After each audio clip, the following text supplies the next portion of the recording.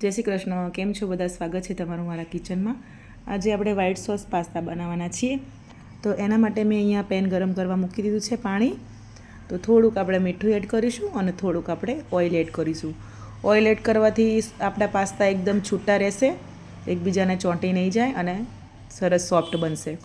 તો પાણી આપણું ઉકળી ગયું છે। અહીંયા મેં અહીંયા 2 કપ પાસ્તા લીધા છે। તમે તમારા બનાવવું હોય એ પ્રમાણે તમે લઈ શકો છો, વધારે ઓછા। તો હું અહીંયા 2 કપ લઉં છું। આપણા પાસ્તા ડબલ સાઇઝના થઈ જાય એટલે આપણા પાસ્તા રેડી। તમે જોઈ શકો છો પાસ્તા આપણા રેડી થઈ ગયા છે।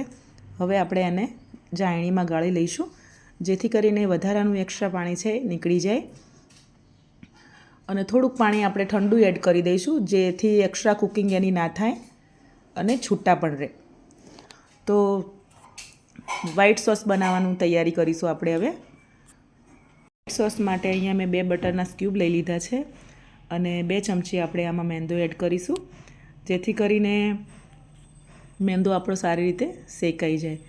મેંદાને સારી રીતે આપણે બટરમાં મિક્સ કરી લેવાનો છે અને સારી રીતે એને થોડીવાર શેકીશું 1 થી 2 મિનિટ, જેથી કરીને એનો કાચો ટેસ્ટ છે જતો રહે અને આપણી ગ્રેવી એકદમ સોફ્ટ અને ક્રીમી બને। તો લોટ આપણો શેકાઈ જાય પછી આપણે આમાં દૂધ એડ કરીશું।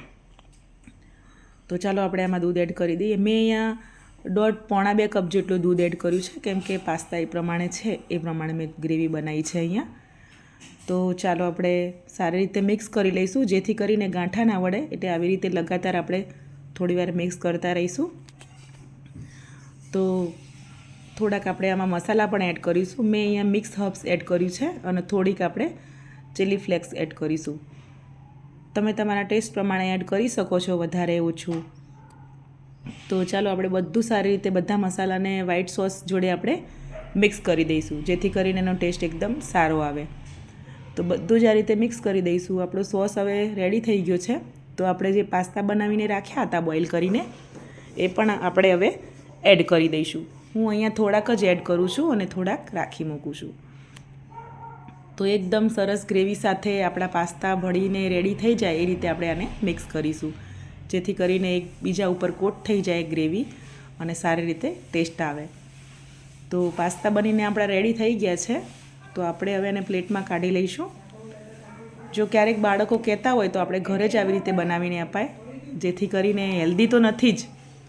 તો પાસ્તા બનીને રેડી થઈ ગયા છે। તો કેવા લાગ્યા તમને મારા પાસ્તા? મારા વિડીયો પસંદ આવતા હોય તો મારી ચેનલને લાઇક, શેર અને સબસ્ક્રાઈબ કરજો। મળીશું નેક્સ્ટ વિડીયોમાં।